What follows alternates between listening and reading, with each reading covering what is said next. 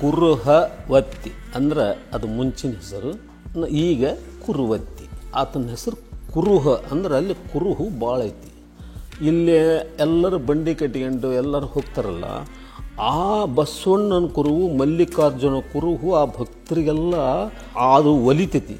ಹೀಗಾಗಿ ಕುರುಹವತ್ತಿ ಅಂತಂದು ಆಗ ಇದ್ರಾಗ ಶಿಲಾಶಾಸನದಾಗ ಐತೆ. ಅದು ನಮ್ಮ ಶಿವದೇವ ವಿಜಯ ಪುಸ್ತಕದಾಗ ಐತೆ, ಅದು ಶಿಲಾಶಾಸನದಾಗ ಐತೆ. ಅದು ಈಗ ಅದನ್ನು ಕುರುವತ್ತಿ ಅಂತಾರೆ. ಅದು ದೊಡ್ಡ ತೇರದು. ಆ ತೇರಿಗೆ ಯಾವಾಗಲೂ ಎತ್ತು ಚಕ್ಕಡಿ ಕಟ್ಕೊಂಡ ಬರ್ತಾರೆ. ಆದ್ರೆ ಎತ್ತು ಚಕ್ಕಡಿ ಯಾಕೆ ಕಟ್ಕೊಂಬರ್ತಾರಂದ್ರೆ ಅವತ್ತಿನ ದಿವಸ ಆ ಬಸವಣ್ಣನ ದರ್ಶನ ತೊಗೊಂಡು ಹೋಗಿ ಭೂಮಿ ಆ ಬಸವಣ್ಣಗಳು ಭೂಮಿ ಉಳುಮೆ ಮಾಡಿದ್ನಿ ಅಂದ್ರೆ ಅಲ್ಲೇ ನಮಗೆ ಫಲವತ್ತಾದ ಒಂದು ಬೆಳೆ ಬರ್ತೈತಿ. ಬೆಳೆ ಬಂದು ಭೂಮಿನೂ ಫಲವತ್ತಾಗಿ ಉಳಿತೈತಿ. ಈ ಥರ ಒಂದು ಕುರುಹು ಇದೆ ಅಲ್ಲಿ. ಕುರುವತ್ತಿ ಅಂದ್ರೆ ಊರಿಂದ ತರ್ತವೆ ಬಸವಣ್ಣನ, ಇದು ಗಾಡಿ ತಗೊಂಡು ಕಟ್ಕೊಂಬರ್ತವೆ. ಆದ್ರೆ ಕೈ ಮುಗಿದು ಬೇಡಿಕೆ ಅಂತ ನಿಮಗೆಲ್ಲ ಬಸವಣ್ಣನ ಹೊಡಿಬೇಡ್ರಿ. ಎಷ್ಟೋ ಮಂದಿ ಹೊಡಿತಾರ ಅಂದ್ರೆ ಭಾರಿ ಹೊಡಿತಾರೆ. ಆ ಥರ ಹೊಡಿಬೇಡ್ರಿ. ಯಾಕಂದ್ರೆ ಅದು ಒಂದು ಪ್ರಾಣಿ, ಅದು ಒಂದು ಜೀವ. ಆ ಪರಮಾತ್ಮ ಅದಕ್ಕೊಂದು ಜೀವ ತುಂಬೇನ. ನೀವು ಎದಕ್ಕೆ ಬಂದಿರ್ತೀರಿ? ಬಸವಣ್ಣನಿಗೆ ಎಲ್ಲ ರಿಬ್ಬನಿಗೆ ಕಟ್ಕೊಂಡು ಹೂ ಕಟ್ಕೊಂಡು ಎಷ್ಟು ಚಂದ ಬಂದು ಅಲ್ಲಿ ದರ್ಶನ ತಗೊಂಡು ಬರ್ತೀರಿ.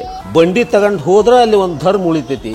ಬಂಡಿ ಗಿಂಡಿ ಅಂತ ಒಂದು ಹೋಗಿರ್ತಾರಲ್ಲ, ಬಸವಣ್ಣನ ಎಷ್ಟು ಚಂದ ಮಾಡ್ಕೊಂಡು ಹೋಗಿರ್ತೀರಿ, ಅಷ್ಟು ಸಂತೋಷದಿಂದ ತರಬೇಕು. ಆಮೇಲೆ ಇನ್ನೂ ಒಂದು ಹೇಳ್ತೀನಿ ನಮ್ಮೆಲ್ಲ ರೈತರಿಗೆ, ಈ ಬಸವಣ್ಣಂದ ಇಂಥ ದೊಡ್ಡ ದೊಡ್ಡ ಹಬ್ಬಿದ್ದಾಗ ನೀವೇನು ಸ್ವೀಟ್ ಮಾಡಿರ್ತೀರಿ, ಮುಂಚೆ ಬಸವಣ್ಣನ ಬಾಯಾಗೆ ಒಂದಿಷ್ಟು ನಿಮಗೆ ಏನೋ ಹೋಳಿಗೆ ಮಾಡಲಿ, ಕರಿಗಡ್ಬು ಮಾಡಲಿ, ಬಸವಣ್ಣಗೆ ಒಟ್ಟು ತಿನ್ನಿಸ್ರಿ.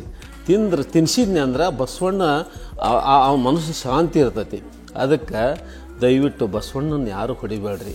ಮೊನ್ನೆ ಮೈಲಾರ ಜಾತ್ರೆಯಲ್ಲಿದೆ. ಮೈಲಾರ ಜಾತ್ರೆಗೆ ಬ್ರಿಡ್ಜ್ನಿದ್ದ ಚಕ್ಕಡಿ ಹಾರಿ ಬಸವಣ್ಣ ಬಿದ್ದು ಚಕ್ಕಡಿ ಬಿದ್ದು ಬಸವಣ್ಣ ಸತ್ತ. ಅದ್ರಾಗ 6-7 ಮಂದಿನೂ ಸತ್ತರು.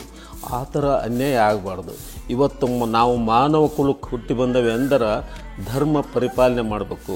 ಇದನ್ನೆಲ್ಲ ಗಮನದಲ್ಲಿಟ್ಕೊಂಡು ನೀವು ಬಸವಣ್ಣನ ಹೊಡೆಯೋದು ಅದನ್ನ ಮಾಡೋದು ಮಾಡಬೇಡ್ರಿ. ಯಾಕಂದರೆ ಅದು ಒಂದು ಜೀವ. ಅದನ್ನು ಸತ್ರ ಒಂದು ವೇಳೆ ನಿಮ್ಮ ಹೊಲದಲ್ಲಿ ನಮಗೆ ಹೆಂಗೆ ಮಣ್ಣು ಮಾಡ್ತಾರೆ ಹಂಗೆ ಅದನ್ನು ಇದು ಮಣ್ಣು ಮಾಡಿರಿ. ಆ ಹೊಲನ ನಿಮಗೆ ಅಜಮಾರವಾಗಿ ಎಷ್ಟು ಬೆಳೆ ಕೊಡ್ತದೆ ನೋಡುವಂತ್ರಿ. ಅದನ್ನೆಲ್ಲ ನಿಮಗೆ ಇಷ್ಟೆಲ್ಲ ಹೇಳಿ, ಇದು ಶಿವರಾತ್ರಿಯ ಮಹಿಮೆಯಿಂದ ನೀವು ಬಸವಣ್ಣನ ಯಾಕೆ ಹಿಂದೆ ಕಟ್ಕೊಂಡು ಹೋಗೋದ್ರಿ ಹಿರಿಯರೆಲ್ಲ ಹೇಳ್ತಿದ್ರು. ಇದನ್ನ ನಾನು ಹೇಳ್ತೇನೆ ನಿಮಗೆ. ನಮ್ಮೆಲ್ಲ ರೈತರು, ನಮ್ಮೆಲ್ಲ ಕಾರ್ಮಿಕರೆಲ್ಲರೂ ದೇವರಲ್ಲಿ ಭಕ್ತಿ ಇಡ್ರಿ.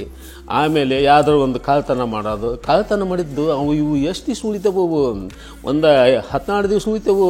ಮತ್ತು ಅವ್ರು ಕಾಳರು ಸಿಕ್ಕರೆ ಪೊಲೀಸರ ಕೈಯಾಗ ಸಿಕ್ಕರೆ ಅದು ಈ ಒಂದು ಮನೆಗೆ ಕಾಳ್ತನ ಮಾಡಿದ್ದು ಹಿಂದೂಲ್ ವೇಸ್ ಕಾಳ್ತನ ಮಾಡಿದ್ದು ಓಸು ಬೈಲಿಗೆ ಬಂದು ಮತ್ತು ಅವ್ರು ಎಲ್ಲಿ ಬರ್ತಾರೆ ಅದ ಸ್ಥಿತಿಗೆ ಬರ್ತಾರೆ. ಅದಕ್ಕೆ ಅಂತ ಸಂದೇ ಬೇಡ, ಒಳ್ಳೇದು ಮಾಡೋಣ. ಭಗವಂತನ ಆಶೀರ್ವಾದ ನಮಗೆ ಇದ್ದೇ ಇರ್ತೈತಿ ಅಂತಂದು ನಾನು ಇಷ್ಟು ಹೇಳಿ ನಂದು ಇಲ್ಲಿಗೆ 4 ಮಾತು ಮುಗಿಸ್ತೇನೆ. ನಮಸ್ಕಾರ.